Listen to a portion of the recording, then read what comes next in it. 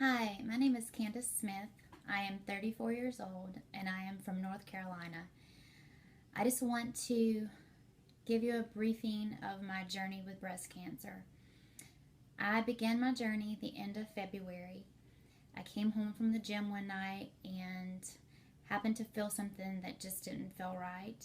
I had told my husband, I told my family, and I told my doctor, who all thought I was crazy because I've always been a hypochondriac. But I have always been in tune with my body and I have always known when something is not right.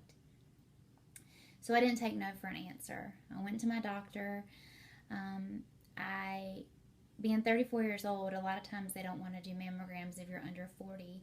So she recommended I have an ultrasound. The ultrasound did indeed show something. So they decided to go ahead and do a mammogram the same day.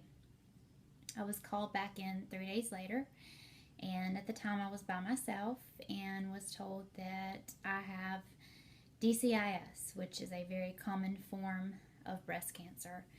It was very early stages, so it was a grade 0. So it didn't call for any treatments or anything like that, which I'm very blessed for. With DCIS, I could have chosen to do a lumpectomy and done radiation, or I could have done a double mastectomy and not have to do the radiation. I chose the double mastectomy route just for the reason because there's 7 people in my family that have had breast cancer, and I didn't want to have to hear the words later that it has returned in the other side or it's came back. So I felt like that was preventative measures for me. I also had the genetic testing done to determine if I was at risk of ovarian cancer or anything like that. Luckily, I was not. So I feel very blessed in that regard. Things that I wish I had known before breast cancer was that you hear about this new normal that you have. And I'm trying to find that new normal. I don't know that there is such a thing as a new normal. I think you just have to live every day as it's your last day. You have to have faith, you have to have perseverance, and you have to believe in yourself. I have struggled more mentally than I have physically. The gym has always been my scapegoat, and I've not been able to work out as much as I used to, which is very hard on me. I do work out, but of course I'm not as hardcore as I used to be. I used to lift super heavy weights and it was a great stress reliever, and I'm not able to do that now. But I'm just blessed that I am here and able to share my story with others, and hopefully will help save another young life. I chose the double mastectomy, and everybody's made comments. Was a chance to get new boobs. I just want to say that having a double mastectomy and reconstructive surgery is definitely not a boob job. They look okay, they look decent, but they're not mine, and they're not perfect by any means. So those of you that make comments, well, you can get new boobs. Yes, you can, but they're not exactly what I would call boobs. Life is a journey. It's a blessing every single day. There's so many young women being diagnosed with breast cancer each and every day. It's very scary.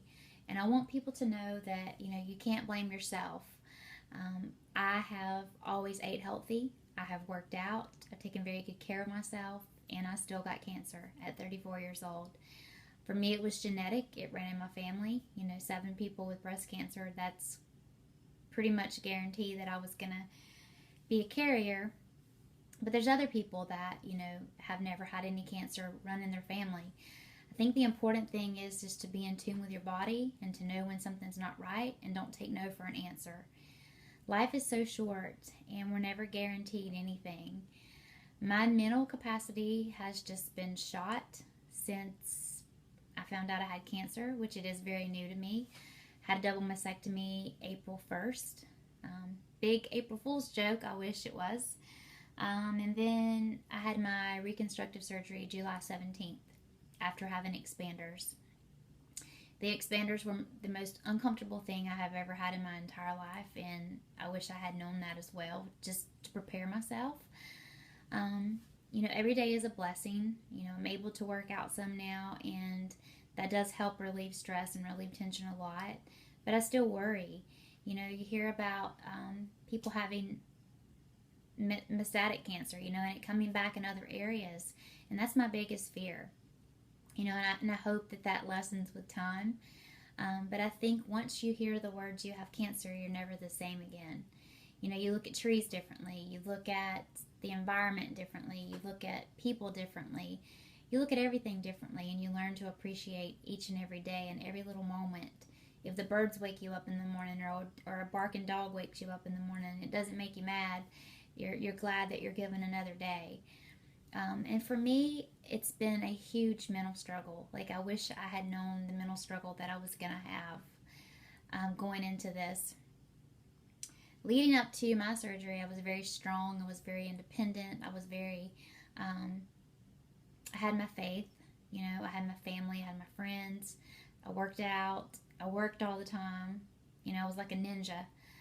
So I didn't really think about it. But after surgery, it really hit me.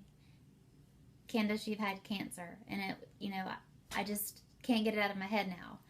And I just think that the important thing is that we live our lives to the extreme every day. If you want to do something, do it, because you may not have another opportunity. Do what makes you happy. I am doing some work with the American Cancer Society and with some nonprofit organizations to raise awareness.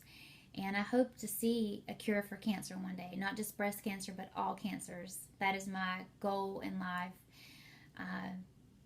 Before I move on to the afterlife, is to be able to see that. I've had so many young friends in their late 20s, early 30s being diagnosed with cancer, and it's very scary. You didn't used to hear younger women being diagnosed. So I'm telling you, if you're 19, 20 years old, you still need to be doing your screenings. You're never too young to start. If you feel anything that doesn't feel right, go to the doctor immediately, no matter how small or how crazy it may seem, because you never know. Our lives have changed so much, and I think a lot of it is environmental. The air we breathe, the water we drink. Just take care of yourself, And the biggest thing for me has been the mental struggle of having cancer. I never realized how much of a mental struggle it would be. And I have good days and I have bad days. And on my bad days, I just want to lay in the bed and cry sometimes. Even though I'm blessed and I'm cancer-free, everything hit me so fast. I was diagnosed at the end of February, surgery April 1st, surgery again July 17th. And, it's still fresh because we're almost in September. But just take care of yourself. Be aware of your bodies. Be in tune with your bodies. I know I'm going to do my part. I'm going to work and do all I can to spread awareness to young women all across the world. And I hope you do the same. Take care of yourselves. Try to eat right, organic as much as possible. But again, it's not the foods that you eat, because there's people out there who eat McDonald's every day and they're fine. So just take care of yourself as the best you can.